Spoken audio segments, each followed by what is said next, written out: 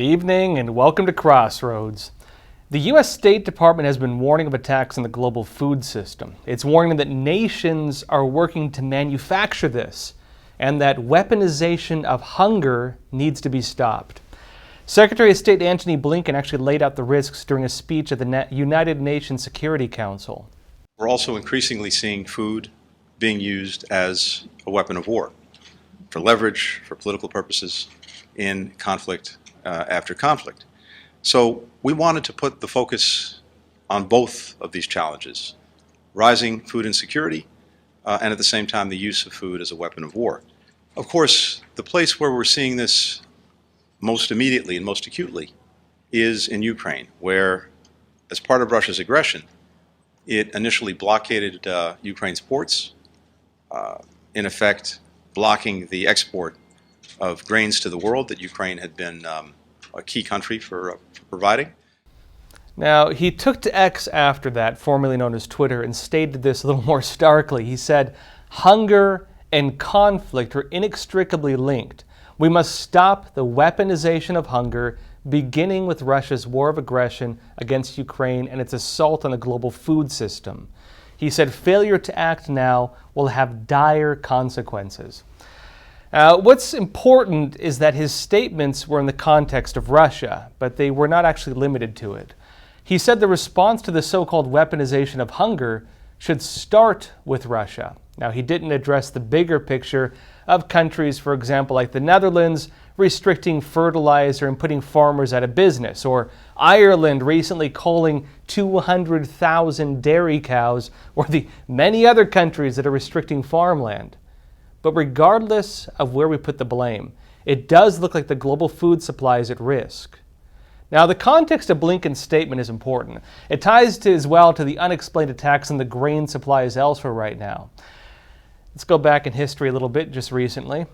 Russia ended its participation in the Black Sea Grain Initiative just last month, following the destruction of a bridge into Crimea. Both sides blamed the other. The deal was allowing Ukraine to export grain to other countries despite the war. Now, that was important because Ukraine is one of the world's largest exporters of grain and actually other foods as well.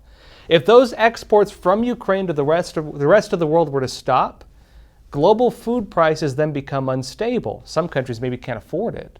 And the Russia-Ukraine war then becomes something that affects the whole world.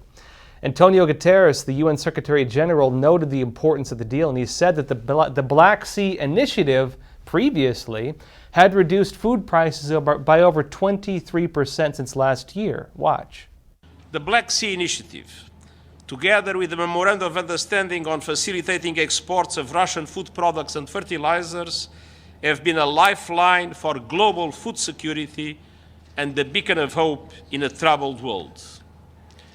At a time when the production and availability of food is being disrupted by conflict, climate change, energy prices, and more, these agreements have helped to reduce food prices by over 23% since March last year. Now that Russia has canceled that deal, we're going to see food spike in prices probably. The strategy is clear as well. Now, turn to the war in Ukraine, right? Turn it into an old school castle siege. You starve them out. You force them to the negotiating table. Support for Ukraine in both military equipment and cash. Remember, it's coming from elsewhere.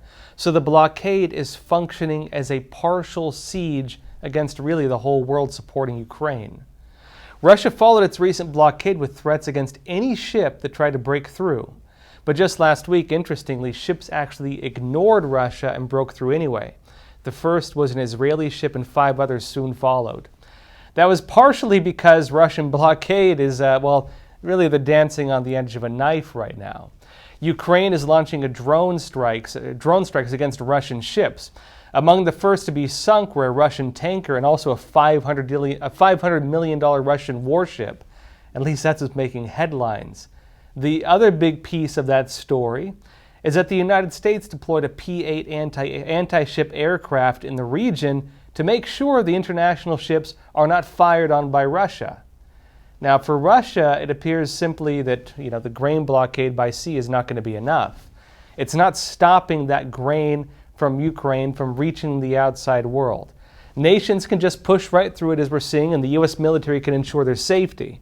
So the big concern now isn't just whether Russia chooses to attack ships and by extension risk retaliation from the U.S. military.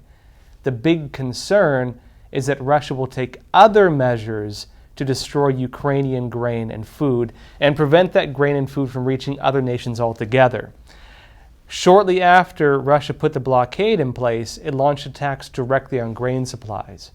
It struck the Ukrainian grain port. It also launched an attack on a fuel storage in Odessa and on a plant that makes the sea drones. It then followed this with attacks on Ukrainian grain warehouses at a port on the Danube River. This took out the key infrastructure for grain in one of the main export routes, meaning that not only is the sea blockade in place, but grain exports through other areas are also under attack. It was about a week after those attacks that Secretary of State Blinken gave his statements at the United Nations Security Council, one we showed earlier. And he followed this the same day, actually, on August 3rd, with an X post warning about the risk of famine. It's time to leave YouTube and finish the rest of this episode on Epoch TV. Our channel is being censored by big tech, and that's why it's so important to lend your support by subscribing to Epoch TV. With your subscription, you'll get so much more in return, including my many special features, the rest of this episode, documentaries, lots of great content. Still coming up, we'll talk about Antony Blinken and his recent tours around the world, speaking with foreign leaders, and noting the problems of, the food security and possible international intervention messing with our food supplies, and how this ties into some of the weird fires we've seen recently and explosions, notably of our food supplies.